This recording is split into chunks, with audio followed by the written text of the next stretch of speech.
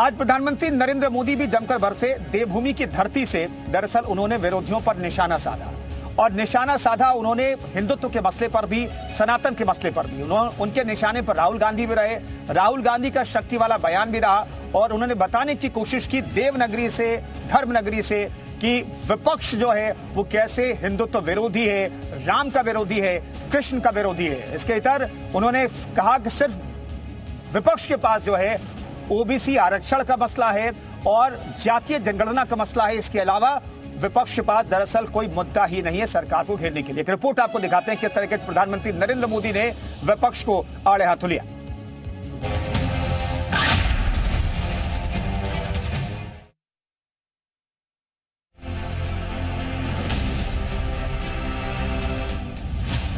दो 2024 में हिंदुत्व ही होगा चुनावी एजेंडा।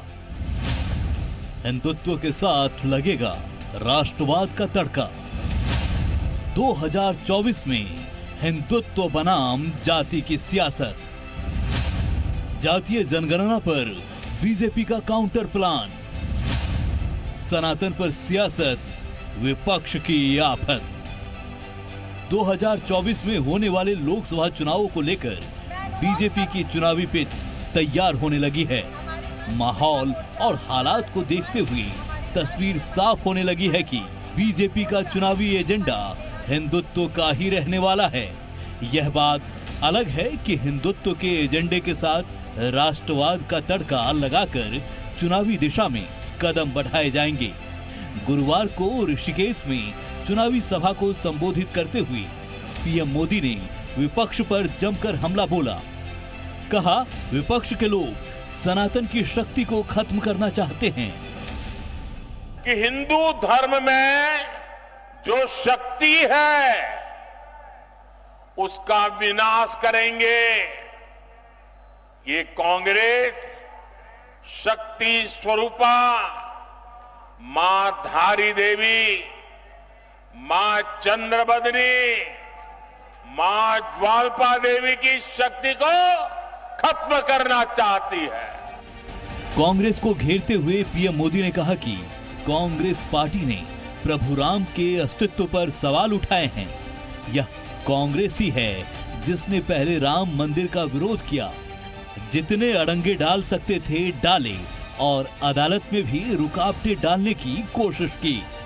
ये कांग्रेस ही है जिसने पहले राम मंदिर का विरोध किया, लेकिन इनका दिमाग कैसा है पता नहीं। घर जाकर के निमंत्रण दिया गया था, प्रभु राम के प्राण प्रतिष्ठा का अवसर था, उन्होंने उसका भी बहिष्कार कर दिया। साफ है, हिंदुत्व के साथ राष्ट्रवाद को भी धार देने की पूरी तैयारी है। विपक्ष के कास्ट पॉलिटिक्स की काट के रूप में बीजेपी हिंदुत्व और राष्ट्रवाद के मुद्दे को ही धार देगी।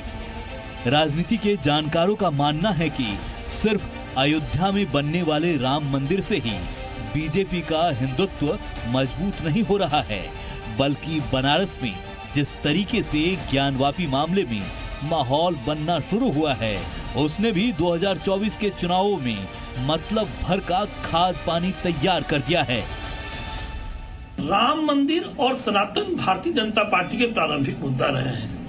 1990 के दौर में इसी के सहारे भारतीय जनता पार्टी मजबूत हुई और वो सत्ता को प्राप्त की। अब जब राम मंदिर बन के खड़ा है तो इस राम मंदिर के सहारे भारतीय जनता पार्टी निश्चित तौर पर हिंदू जनमानस के दिलों पर राज करने लगी है। और जैसे जैसे इस मुद्दे को भारतीय जनता पार्टी गरमाएगी, विपक्ष कमजोर होगा और भारतीय जनता पार्टी अवश्य संभावित जीत की तरफ बढ़ेगी।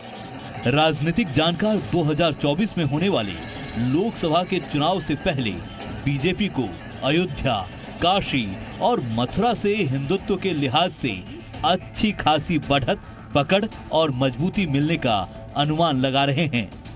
विशेषज्ञों का मानना है कि 2024 में हिंदुत्व के इस सबसे बड़े एजेंडे के साथ बीजेपी न सिर्फ उत्तर में बल्कि दक्षिण में भी अपनी राजनीतिक पिच को मजबूत कर लेगी। ब्यूरो रिपोर्ट, जी मीडिया।